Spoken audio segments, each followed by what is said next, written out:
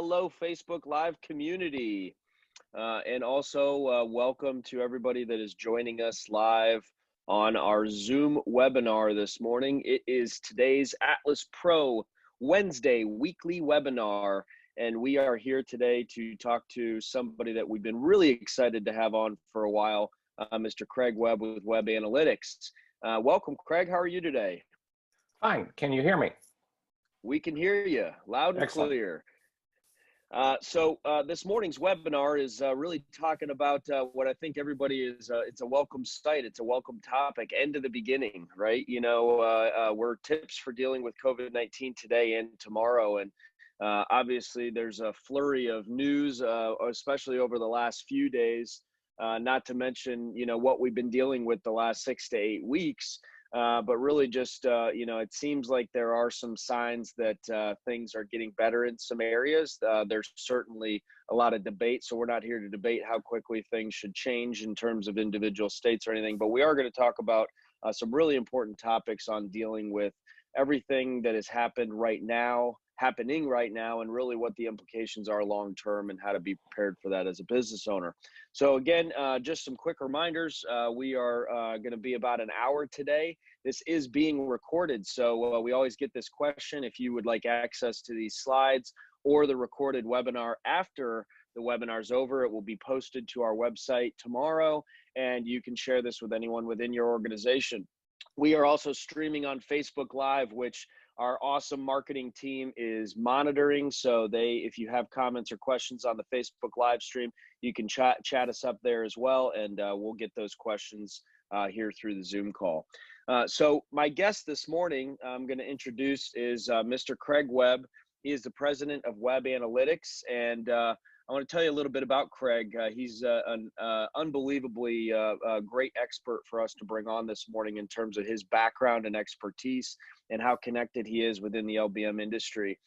He's the former editor of Pro Sales magazine, and Craig brings with him more than 30 years of experience as a reporter, editor, and manager. Before Pro Sales, he was with the Wall Street Journal, McGraw-Hill, and United Press International, along with a variety of other magazines, newsletters, and newspapers across the U.S. and Europe. He oversaw numerous publications and websites for 2 national trade associations as well.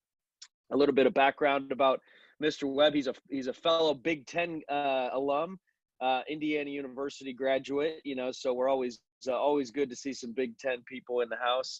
You know, he lives in Washington, D.C.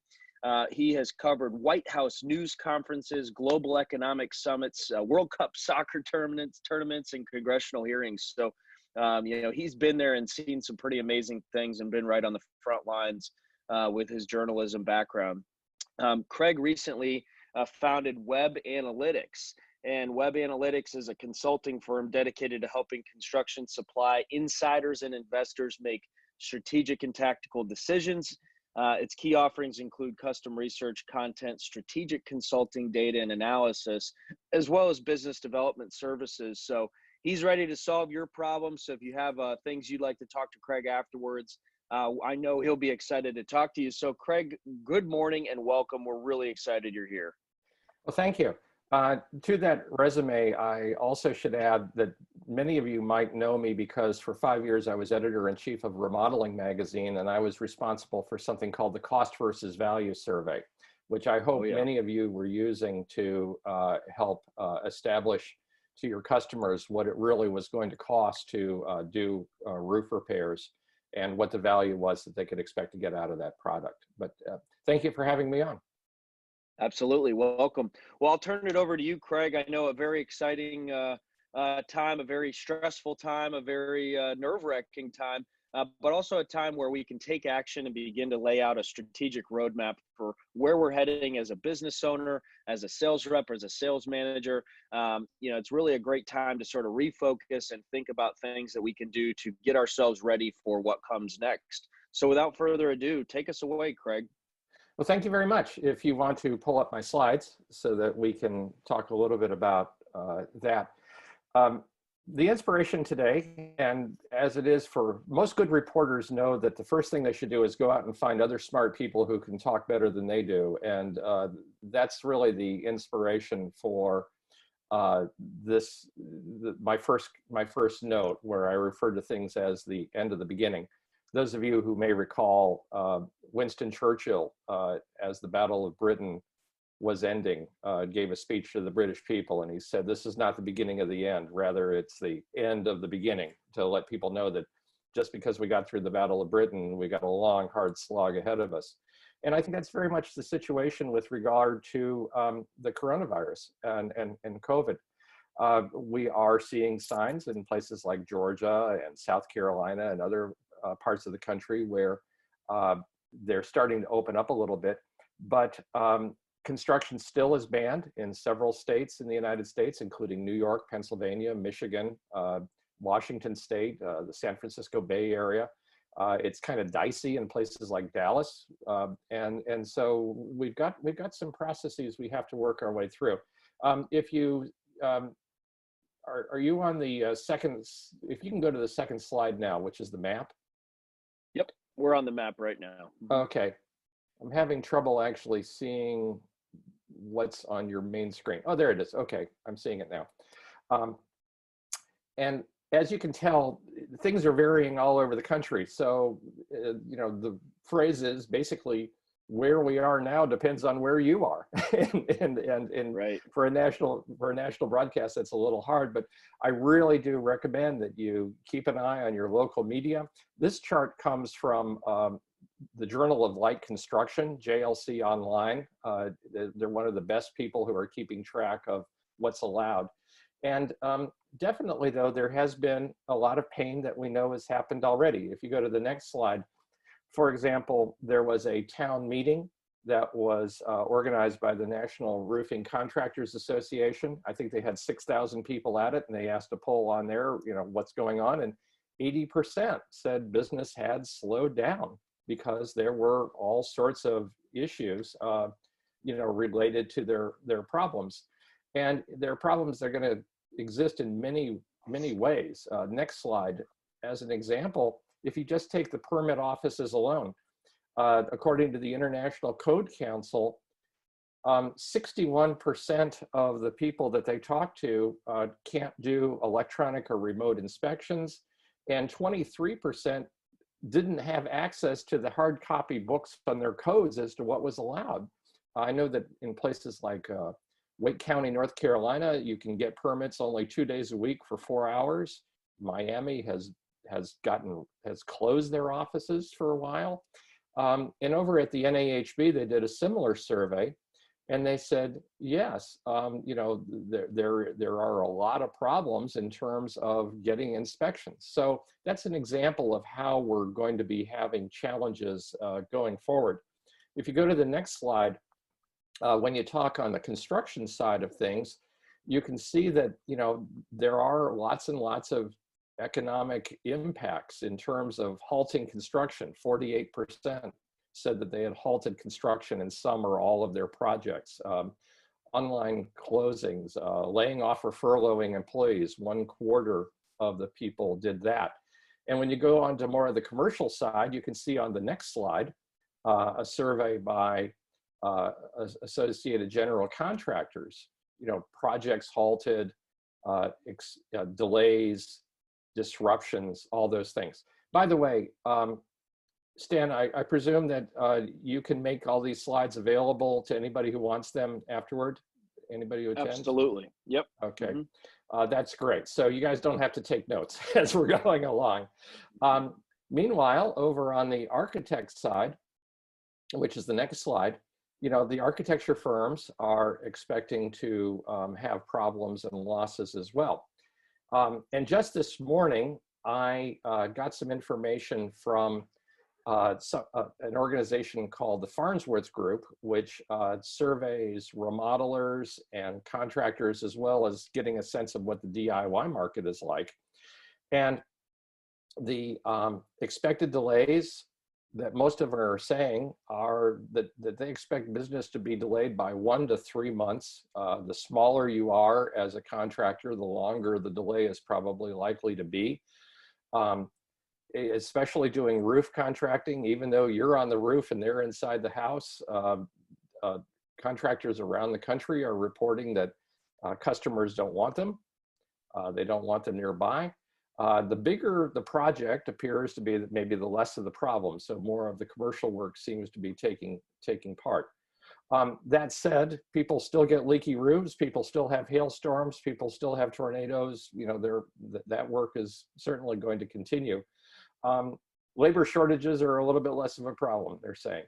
On the DIY side, there is work, but that's more on inside stuff. I don't think that there's a lot of talk in the DIY industry that, and the home improvement industry, that everybody being cooped up at home is going to have people think about and want to do improvements to their home.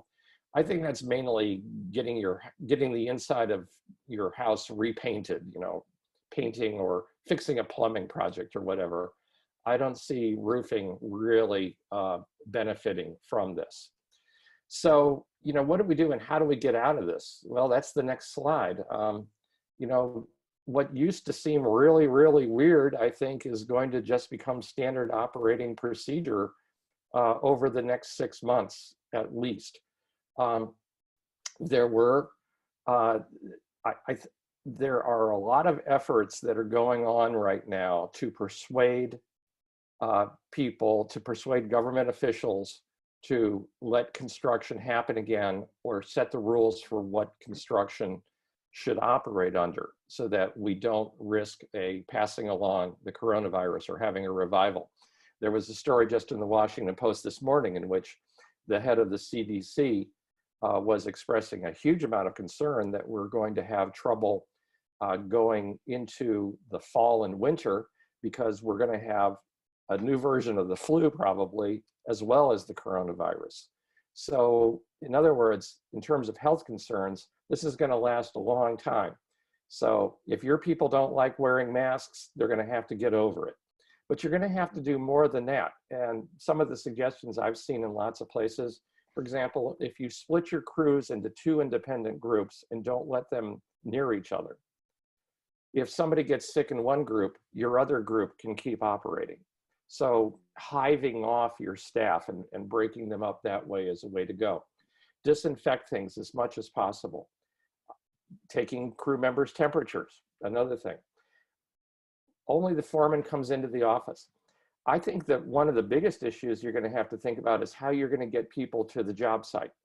You know, how common is it for a person to go around in a truck and pick up everybody else in the truck and then have them all go to the job site together? Well, you know, you're turning your truck into a petri dish. If one gets sick, the odds are the others are going to get sick, which once again makes it important for you to consider breaking your group into teams. And of course, having limiting contact absolutely as much as possible. There are the amount of time we spend, Craig, on managing our crews, especially in residential roofing, is probably not as much as it is in commercial. But I think the point is really important too. If you think about this, these things are not only a health and safety issue for the people, but it's also, you know, your motivation to put these types of things in place is also really the obvious one. Is it's going to prevent a business disruption, because if your people are sick, then they're not going to be able to be out working. So it's really a twofold thing. One, first and foremost, the health and safety of your people, but two, you know, you've got to do these things now just to make sure that you can continue to operate, because you know, that's really, you know, what this boils down to. You know, is these things are necessary on all fronts. Can you, by the way, Stan, those were some of the ideas that came out of the National Roofing Contractors Association about best practices. When you go talk to contractors, or, you know, Atlas gives advice, are there any other things that Atlas has done that either written or verbal that that you're really pushing your customers to think about? I think transparency with everybody that is representing your company about why you're doing what you're doing, all the reasons why, and how important it is, and that the real reason is we want to continue to operate so that we can continue to provide you a job and a paycheck and, continue to be able to, sign new contracts. So yeah, I think the transparency part's huge. A lot of times, I think this is just a common leadership management, mistake that is made sometimes inadvertently, is that we tell people what they have to do, but we don't necessarily tell them the why and the how it's benefiting them. So the more of those open, transparent conversations business owners can have with their employees or with their subcontractors or with their foreman, with their salespeople, with their office team, all of that why is really important. And you might get some really good feedback and ideas about what's working and what's not. And if you make those little pivots based on that feedback, I think that's important. I think there's some of these things that are very obvious and need to happen, but your team is your best resource to make sure that the policies you're putting in place are actually, working, and if they're working for you, then they're going to allow you to be ahead of the curve. Yeah, I do think that people need to understand how how quickly this can be a major problem. I'll give you an example. My specialty is largely the construction supply people, the people who deliver the goods to you, to your job site. There was one relatively modestly sized lumber yard in upstate New York where one of the employees walked in and said, I think I'm sick. I'm going to have to self-quarantine. Everybody that was around them immediately said, oh, I guess I need to self-quarantine too. And within 15 minutes, the owner of the company had lost 40% of his workforce, just like that. If you think about it, if one member of your crew gets sick, anybody that crew member has been around is probably also going to have to be self-quarantined as well. Yeah. So, hiving things off and working to keep things as remote as possible, I think is important. A second thing that is not on this list, but I do believe also matters, is to work on your telemarketing skills and the like. And in fact, I have some ideas of some things you should do now, which is on the next slide. How do you make money and where do you go? I'll get to the telemarketing, I'll get to the video conferencing in a second. The absolute probably first thing you should be thinking about is seeing if you can get a loan under the payroll protection program, which is of which we're getting a second tranche of money as early as tomorrow from Congress. Something on the order of, I think, over $300 billion. The first tranche, as you know, was just used up almost immediately. And so the second is going. This is money that is that's a really important point, because a lot of times that news doesn't quite get downstream as fast as, so I think most people recently were hearing the money ran out, so a lot of people may have pivoted in other directions, right? So there is a new package that is being launched to sort of refund what, that PPP program, ran out. Can you expand on that a little bit? Anything else there? Well, the Senate approved it last night, and it's actually several different sets of money. There's one that's called the Payroll Protection Program, and what it basically does is it will allow you to get what amounts to about 2 months of pay for your affected for your workers. You also can cover some mortgage and utility costs and the like. And if you keep those people on your payroll over the next 8 weeks or so, from the time you get the money until I think about 8 weeks later, you can keep the money. The loan is it's not a loan, it's a gift. Right. The rules are so freaking simple in that sense that it's silly not to try to get it. The challenge is working through your bank or your other service to get that. So the first thing I suggest you do is call up your bank and find out if your bank is involved in what's referred to as the Small Business Administration Loan Program. If not, then maybe another bank in your town does it. The community banks tend to be more likely to do this and more likely to move a little bit faster than the big banks. If you go to a Wells Fargo or a JP Morgan or a Bank of America, they tend to be a little bit more bureaucratic and a little bit more likely to want to deal with you, primarily if they already have a business relationship with you. But I know that a lot of contractors like to go to the community bank, and so I think you've got a chance there. And the rules in terms of what you got to do, the forms were changing almost every day from the SBA when the first program came out. I think this one's going to be a little bit more settled. But then again, people have had a lot more practice now, and if you didn't get money the first time, I suggest you try. Sure. It would be interesting to see if anybody actually on this webcast has actually gotten money, and maybe they can raise their hand and make a comment a little later on. We'd love to hear that for sure. So if you have had any experience with that, or if you have applied and are still on hold waiting for the refund, shout us out here. Send us a note or a question. You know, a couple weeks ago when a lot of this first came out, I talked to several contractors who had already begun the application process. I haven't followed up with them. We got a great question from Alex that we'll address, I think, towards the end in regards to independent lumber dealers dealing with technology trends. So we'll save that one, Alex. Okay. But yeah, what else can we do now? There was a sort of silver lining out of the coronavirus, and that is that we understand that some school systems, since they're going to be closed anyway, who normally would be asking for repair and replacement work to be done on the roofs of their schools, are calling up contractors right now and saying, hey, come on in, you know, class isn't in session. I would imagine there also are local factories or retail stores that also, you know, since they're going to have to be closed for a while, especially in the Northeast, there may be opportunities to get some commercial business that normally you would have to wait a while or, you know, do in the winter or whatever. Now that there are going to be some opportunities.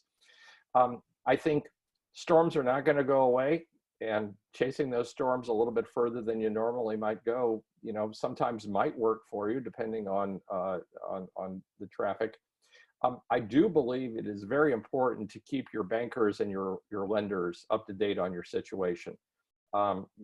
Yes, this is going to be a really, really painful period, but the more they know and the more transparent you are, the more likely you are to get them to be thinking kindly of you as challenges come down the pike. Over at Atlas, are you folks making any other particular recommendations about where to go to find business? I don't know whether you've heard the thing about the schools, but I thought that was interesting. Yeah, we definitely have our commercial side of our business has made those comments that a lot of that schoolwork contracts that had already been in place that were set to start when school got out were being pulled forward. So I think that it's another really important point you're making, that, you know, there are opportunities that may be pulled forward. It may not be extra business, but it may be things that, again, you can get done now. You know, that because there's a, you know, no business disruption for a retail store, for example. I think that's really, really good advice. So we've heard some of those same things, that some things have been pulled forward because of the lack of school being in session. We also just heard from Dominic that he applied and received funds on 4/15. So at least one person on the line here today at least has had a positive experience in getting that application through and actually taking advantage of that stimulus money. Yeah, maybe Dominic can add on what he discovered was the best thing that he did to help make that possible. It might have been going to a local bank. It might have been doing it early. Sure. It might have been filling out the form. It might have been keeping track of what was going on. Right. Any advice that Dominic could share with others, I think, would probably be welcome. Yeah. If you go to the next slide, I think attitudinally, an adjustment probably needs to be made by a lot of people in the audience who are sort of in a woe is me mode. You know, things are troubles. And there's a very successful company I know out in Southern California that basically realizes that we're going to have ups and downs in the construction economy over the years. And so they tend to divide the world into these cycles into two parts. There is what they refer to as the go-go zone. And during the go-go zone, you work as hard as you can and you try to make as much money as you can, and you try to salt away as much money as you can. You know, and the life that we were having in general in construction up until the coronavirus was one that around the country we're seeing people were busy, people were active. There was a Yeah. lot of work going on. That's the time when you try to make as much money as you can and really maximize everything you can, your sales reps, commissions, everything else. But when things turn down, and things will turn down at some time, you don't hunker down. You go into what this particular company refers to as the opportunity zone.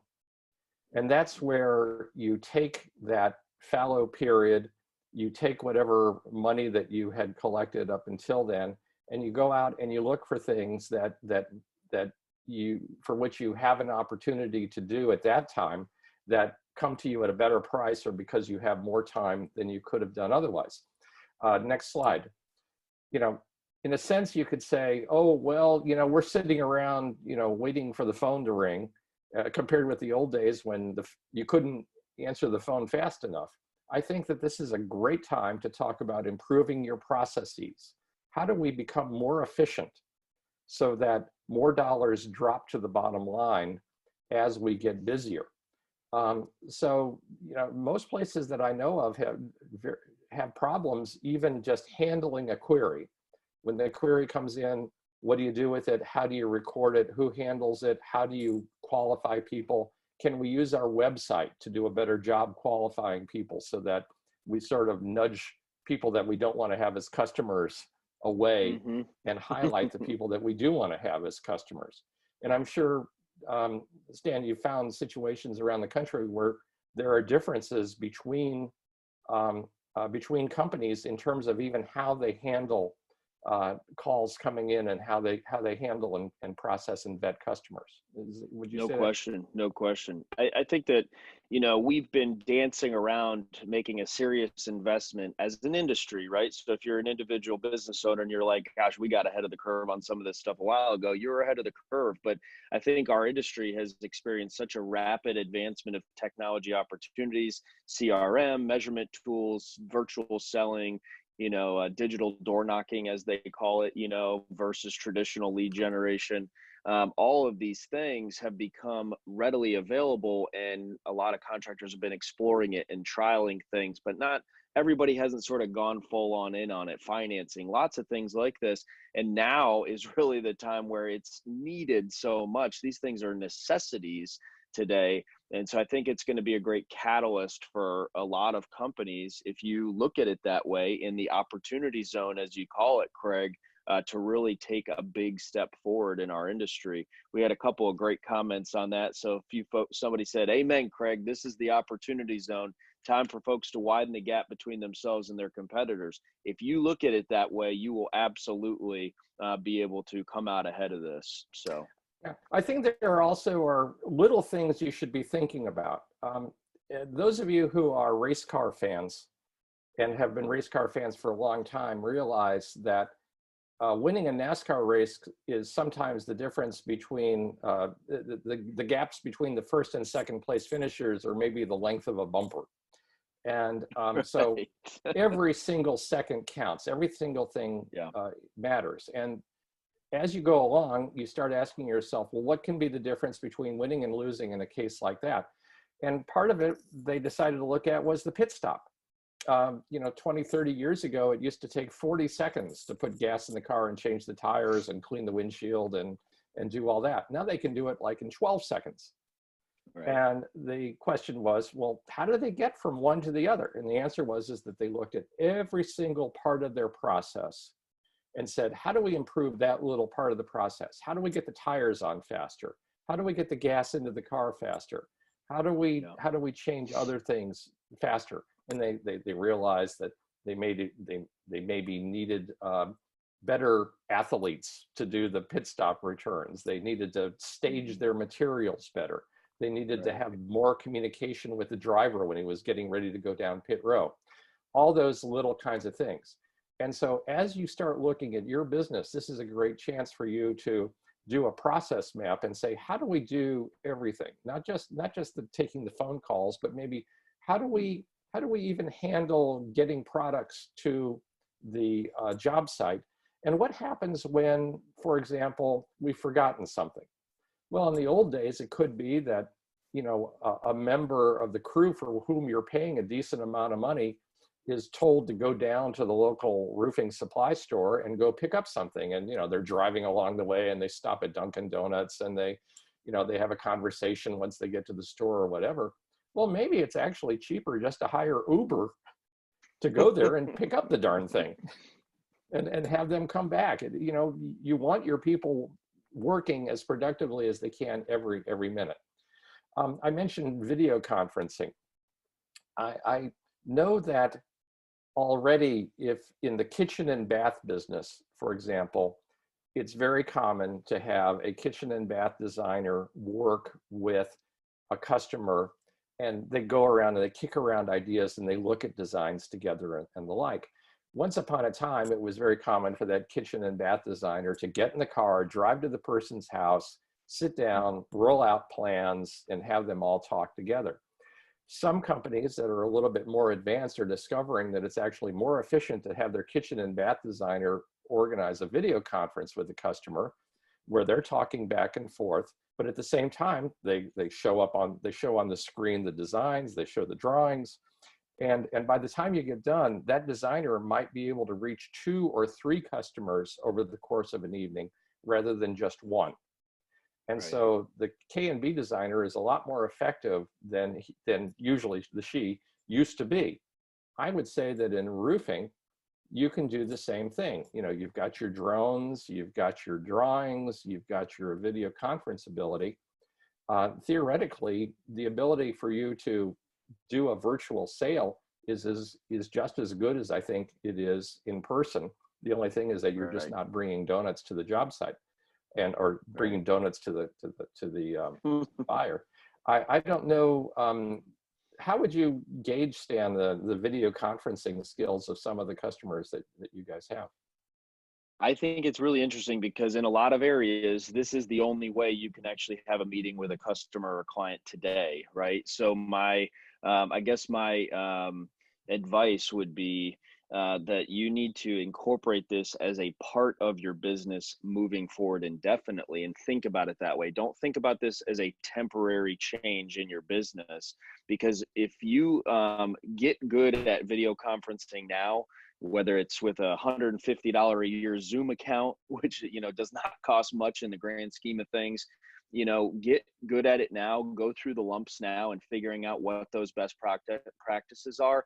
And then when we come out of this and you can actually be in the home again, we can start offering those in-home consultations again, or offering video conferencing solutions, and let the customer decide, because that at the end of the day should be what any business is all about. Give the customer the choices to do business with you in the way that they feel most comfortable. So start the mindset right now that this isn't a temporary thing, that this is a new part of your business. And I would say that, you know, as you're using drones and everything else, you've got those opportunities that you might not have had otherwise. I've known that some people are very, very good, for example, doing a video review of the house, and they go into the attic and they do other stuff. So basically, even when you are doing almost an in-home sale, you're going into parts of the house where you're not actually going to be talking one-on-one. So to be able to put that together as a package later on is great.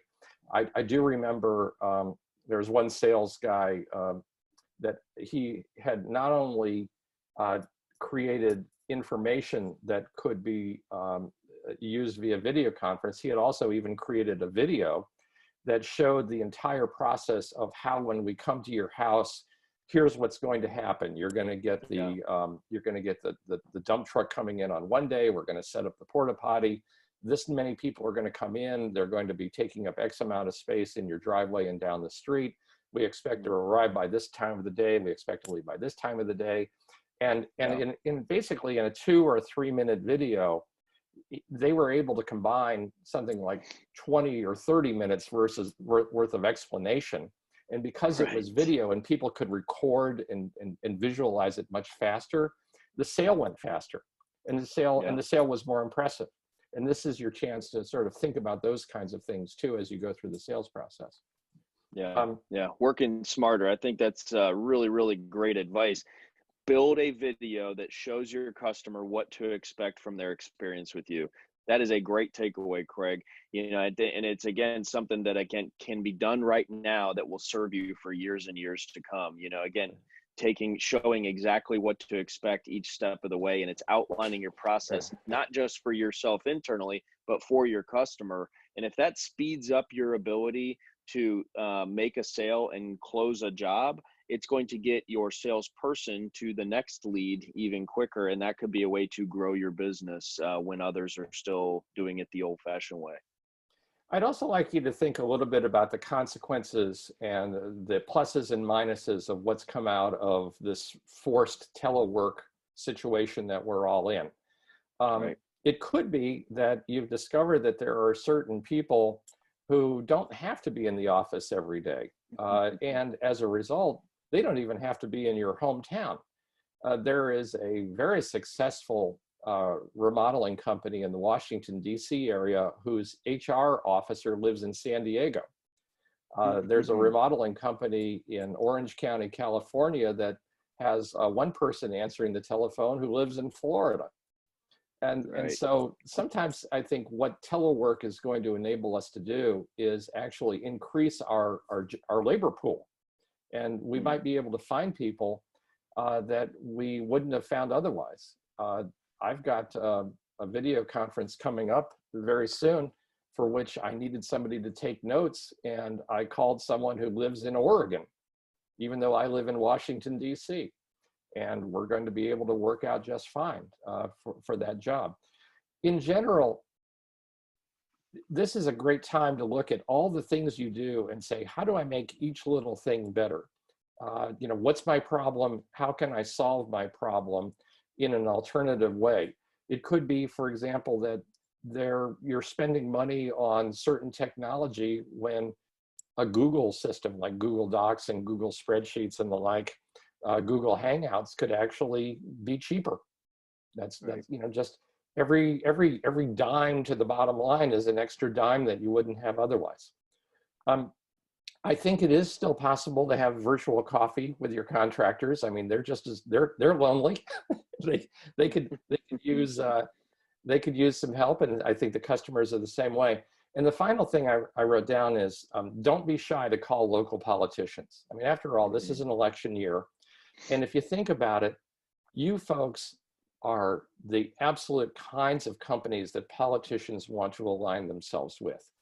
You're local, you hire more or less local people, you get your products from the United States, you're independent business people, so you reflect that. You're hardworking, you usually grew up in the neighborhood, you support the local Little League teams and the like, and your operations make great backdrops for political commercials. So all of those things combined together, I think, for which, talking to a politician is not necessarily a bad thing, especially at a time like now, when you need them to understand what you're going through, so that when they're setting the rules, they sort of have you in mind as to what the impact would be. So I'm not suggesting that you go crazy politically, but I am saying that being in connection with your local officials definitely is something for which this is a good time to consider. Great advice. Absolutely. I want to address a question that came up a little bit earlier, which I think is a fantastic question, which you're in a great position to speak to.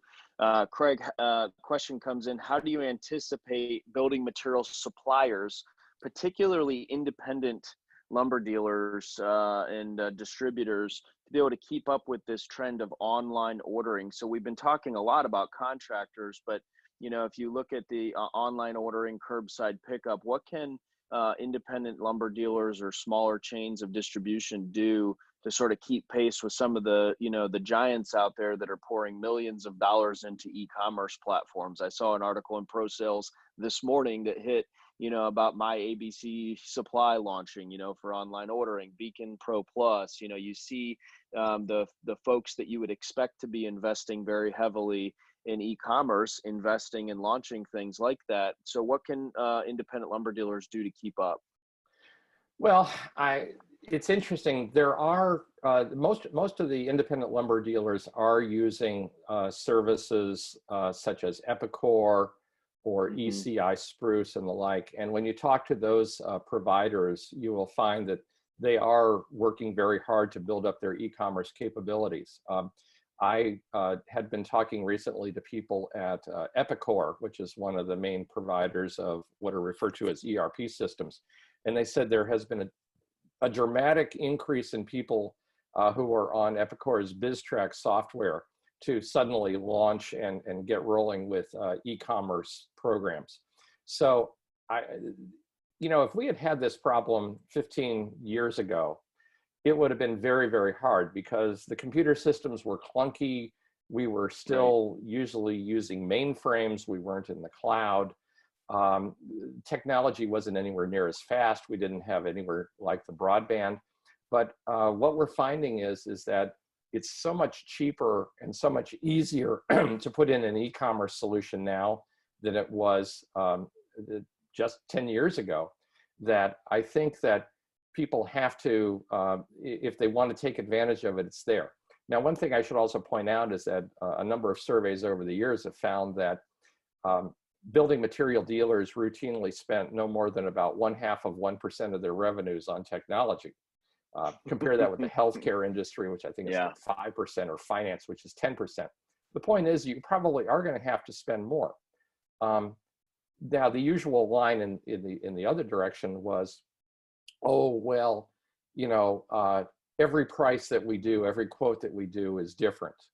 But I do believe that the day is going to come during this decade in which it will be common for building material dealers to have online services in which a customer comes on and the computer system automatically knows what price to charge that customer for that kind of job, going to that kind of location with such and such deliveries and so many products and the past history of the customer in mind. That basically is a mathematical formula. Right. Now, historically, building material dealers didn't have people doing those kinds of mathematical formulas. And I think the day may come in the future when a building material dealer may have one fewer outside sales rep and one more programmer on staff. But the net benefit of that will be is important. One other thing I should bring up, by the way, with regard to roofing contractors' sales staffs, is that if you think about it, we're talking about doing more video conferencing. We're talking about doing more writing, more emails, more texts, and the like.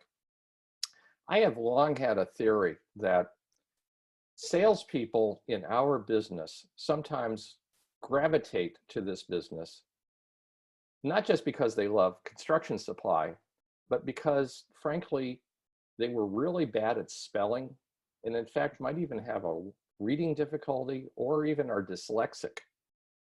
And as a result, they've gravitated toward jobs in which you could talk your way through a sale.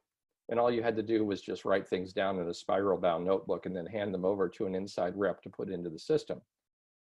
I think that kind of sales technique is going to be challenged in the future because of video conferencing, which requires technology, because of customer relationship management systems, which require you write things down, because of texting and emailing and the like. And so I think there may need to be at some companies a look at their sales staff and really get at the heart of why they are objecting to going to some of this new technology. It might be because they're not against the new technology. It might be because they're embarrassed because they can't spell. And so that's something that I think people need to think about and work on. I bring this up in part because my mother was dyslexic, and I had an uncle, very nice guy, who never learned to read. This was back in the 1940s. You could get away with that in the 1940s. I'm arguing that maybe that doesn't quite work today. That's a hard message to take, but I think it might be worth thinking about as you move your company to a more technological future. One other thing to expand on that idea of addressing the long-term labor force needs and potential is, I think, as business owners, as sales managers, as people who are hiring anyone, what I think you also have to be prepared for is a lot of candidates that are from different industries. Uh-huh. And, I think that is long been, I've heard this chatter since I joined this industry that, we don't get a lot of fresh blood into the construction industry. It's not a industry that traditionally has been great at attracting talent. We're not necessarily the industry that people go to college and think, I want to get into a construction trade, which is sad in a way because it is a great industry to be in. For those of us that have been in it for as long as we have, understand that it's a fantastic place to build relationships and build a career and make good money. But I think so what I would also suggest is be aware of what your current people's strengths and potential weaknesses are and how to sort of, help them in that way, but also be prepared from a hiring perspective to be able to train, onboard, and have really good processes for people that maybe don't have the experience or background of some of your traditional candidate pool that you've been hiring from in the past. So I think another reason to invest in your product, invest training. I agree 20 totally. plus million Americans file. Yeah, I've heard that there's a lot of people thinking that there may be folks who Jobs, and are quite frankly, currently working in restaurants who don't want to work in restaurants anymore because they don't know what's going to happen. There is that phrase, hire for attitude, train for skill, which I think really matters. I'm losing you. Okay, there we go. Can you hear me? There is that old phrase called hire for attitude, train for skill. Yep, I can hear you now. Yeah. There is one story I think that really relates well to what you're saying, Stan, and it reminds me of a guy I know who lives in Fredericksburg, Virginia, who hired a woman to work the counter, and now she's doing takeoffs and measurements, and has been a wonderful employee. And he hired her after 20 very successful encounters with her at the takeout window of McDonald's, where she was the person working, delivering coffee at the takeout window. And he thought, anybody who can be this effective, this efficient, and this nice at 5 o'clock in the morning really deserves my respect. So at the 21st cup of coffee, he said, how would you like to come work for me? And the moral of the story is hire from anywhere that you get good service, because you're really looking for the quality of the person. You can train them, but those kinds of skills need to come right with them from the start. Yeah, know what skills you're looking for and be prepared as a company to bring people up to speed to be effective in your business. It's outstanding feedback. So we got somebody from Fredericksburg, Virginia on the line today. Said thanks for the shout out for Fredericksburg. So that was a good anecdote, Craig. Well, go to Jeff Faircloth and go from there. So I'm pretty much done what I need. The next slide is basically to say that I'm sure that the people, at your august company have lots and lots of ideas that you can help them take them to the next level. Yeah, we'll share a few other things, Craig, and certainly get your comments on these as well. I think this is a great time to just be taking action. I think that would be our note. And Craig, you hit on some really important things and great background on terms of where the industry has been and where it's going and where it will go. And I think in terms of what we hope contractors are doing today, and if you're a supplier on the line and you're trying to find reasons to continue to bring value and talk to your contractors during a time where you can't necessarily see them face to face. It's really about, again, that idea of taking action. You need to be proactive right now. That doesn't mean you need to blow your business up, but it does mean that you need to be looking for ways to again, be proactive and looking at these as opportunities, right? I love that opportunity zone. I think that's something that we're going to sort of spread the message on, Craig, in terms of taking opportunities. So a few additional things that I think are sort of in line or expand on what you were talking about is be clear that you're open right now. I think that's really, really important, because if you are open, you cannot assume that your customers understand that you're actually still taking appointments. So it's not just pivoting the way you take appointments, but it's being clear that you can and you can do it safely. So I think that's a basic thing. The safety protocols you talked about, Craig, I think is really important to have them because they are for both your employees and your customers, right? It's showing that you actually have these things in place. the small business stimulus. There's been a lot of talk about that, so I'm not going to belabor that. But I will point out, Dominic made another comment, the guy that said he had received his money. He said the key was acting quickly with his local community bank. That was his experience. The forms changed a little, but he was persistent, and even worked with the bank president directly. They were 40th on the list of 100 requests right when this stuff first came out. And they said the key was to leveraging a relationship with the bank. So I've heard a lot of that local community banks, especially if you have an existing relationship, are motivated to help you stay in business, right? Investing in technology and training, financing is going to be key. I'll touch on that in just a second. Dialing back traditional marketing and dialing up digital marketing, and then being prepared for these hiring changes that we talked about. So there's a lot of things you can do, right now, to be, again, investing in your business, investing in your processes. CRMs, there's a ton of them. So you touched on this. There's free resources out there, Craig, but there's also a lot of really good paid resources out there. We have no skin in the game of whether or not you go with a Job Nimbus or a Job Progress or an AccuLynx or Contractor Cloud, you name it. But I think what's important is that these CRM systems that you've maybe been trying to figure out, how much am I going to invest in this, are paramount now in a virtual digital selling environment and an organization and communication environment. So make sure that you take advantage of that. And if you need introductions to any of these companies, our local sales reps can help make those introductions. Then the idea of digital door knocking is another thing, Craig, that we spend a lot of time sort of trying to understand ourselves.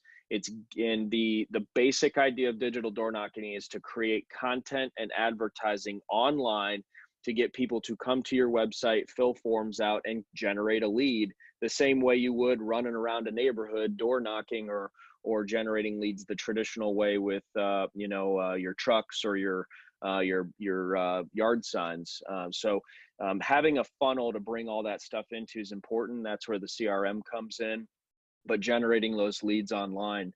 And then, to sort of round it out, a few things that you can get access to within your AtlasPro portal, and then we'll open it up for any questions that you all may have for Craig. So please start typing those away, in the control panel chat here while we round out these last couple of slides for any questions you have for Craig. Sign up, contractors, atlasroofing.com/pro, and we have an incredible resource set of tools for you in there. We have partner programs with Predictive Sales AI, which is all about digital door knocking, 3M and our Scotchgard training tools, Eagle View, Company Cam, Green Sky, Modernize Home Improvements, financing companies, Hover, RenoWorks. If you're looking for things that are going to enhance your digital platform, Atlas has incredible partner programs to help you do that. And then, the financing, I think, is one that we're really stressing to you to make sure is a big part of your business. So, Craig, I want to just sidebar this for just a minute or two here. We got about 8 to 10 minutes left. Financing. Why is financing going to continue to be important in this environment from your perspective? Well, I think there are two things about this. One is that people keep hearing that interest rates are really low. So if there ever was a time to borrow, it's right now. The second thing is that financing can make that difference between a mid-sized project and a bigger project. It allows you to, I think, upsell a lot better, because you can say, look, if you use this financing program, the number of dollars coming out of your pocket every month are going to be equal or less than what you thought the job would be. So why not try to make it a little bit better? So those two things are factors. Third is that people are going to be worried about how much money they're going to have. It's going to, the older people that you have who have 401k accounts, it's going to take them a little while before they start seeing their money pile up to be as big as it was in February, and so they're going to be a little bit cautious. And then the other people who have lost jobs, well, they're going to need help, and so if you can use a finance program to get them over that fear, I think that's a really great way to go. Yeah. We never miss an opportunity to talk about this. I feel like this slide and this topic applies to almost every conversation I'm having about things you can do. Take this seriously, because financing is really an important factor, more so today because of exactly what you're talking about, Craig. And if you are trying to continue to keep your business rolling and want to put homeowners in the position of getting that important roofing project done to protect the rest of what's happening, some projects are going to be non-essential, right? But roofing is not. If you've got a roofing problem, you need to get it done. So using financing is there for both the people that have the cash but are really afraid of, they don't want to use that cash right now. They want to keep that reserve, but also for people that literally just could not afford to do that roof or even that repair, for example, without a monthly payment. So just keep in mind that it's not just for people that don't have the cash. It's also for people that do, but they just want to hold on to their cash longer. So it's a really important thing right now. We have 3 partnerships I'll highlight. AI Predictive Sales has chatbots and digital storm campaigns and website CTAs that can be dropped onto any website, along with the ability to generate custom storm marketing. So Craig said something earlier about you may need to expand your sort of view of where you're going to go chase storms this year, especially if your local market or the retail side of your business slows up a little bit. You can go and use their custom applications to identify storms, target areas on a virtual map, see how many homes were affected, and then pay for Facebook advertising campaigns directly in those areas. So it's a really, really slick tool, and Atlas has some really neat tool benefits there. Craig? Stan, does that mean you're a fan of ring fencing on Facebook Absolutely. ads? Okay. Geo-targeting and ring fencing are those sort of terms that really mean that we're targeting the areas that we want to do business with. Why don't you, Craig, what are your thoughts on that? I've seen some people be very, very successful about that. Sometimes, they want to go into a particular town and they know there's a particularly strong competitor. They ring fence that town. Yeah. And, just to make sure people know that there's an alternative to whoever is thought of as being the market leader in that community. Yeah. Relative to other paid lead generation sources, or even the cost of sending people out to do traditional marketing, you can reach a lot of eyeballs pretty affordably, so I think it's definitely something you need to be taking a hard look at. There's the DIY approach, which we would encourage you guys to know your processes, right? But there's also these turnkey solutions like Predictive Sales AI, where they'll give you homeowner insights and information and even a probability to buy for the target list that you're trying to go market to. So there's some really sophisticated technology companies out there just like this. And then 2 more. One is Company Cam.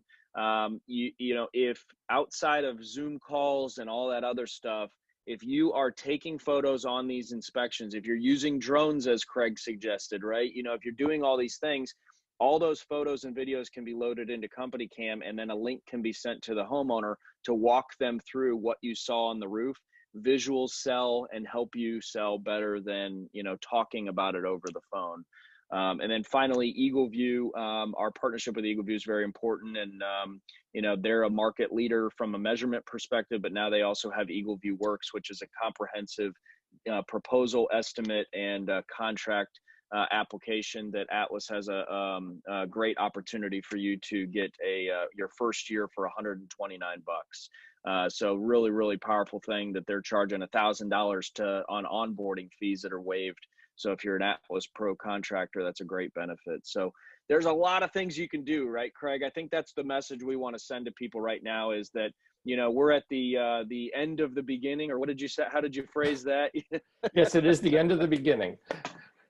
And this is going to be with us for a while. So we are not going to be the kinds of companies coming out of it that we were going into it.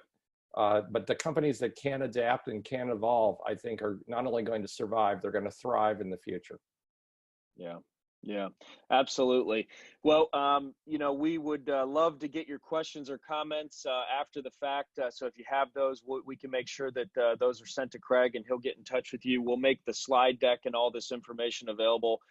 There's some really great information in here and great resources, Craig. And and then the recording will be available. So, send us out into the second half of our week with sort of your perspective and the glass half full approach, Craig. What are your closing thoughts for our group today?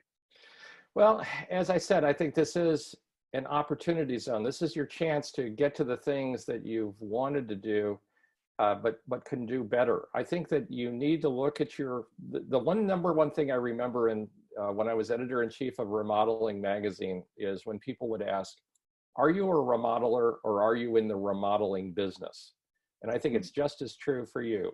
Are you a roofer or are you in the roofing business? And I think this is the time to work on your business to make your business more successful.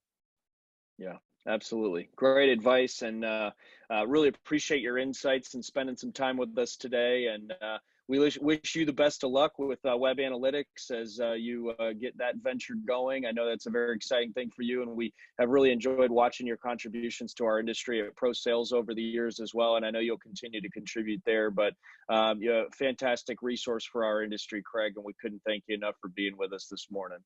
Thank you very much. All right. Take care, everybody. Thank you so much. Bye-bye.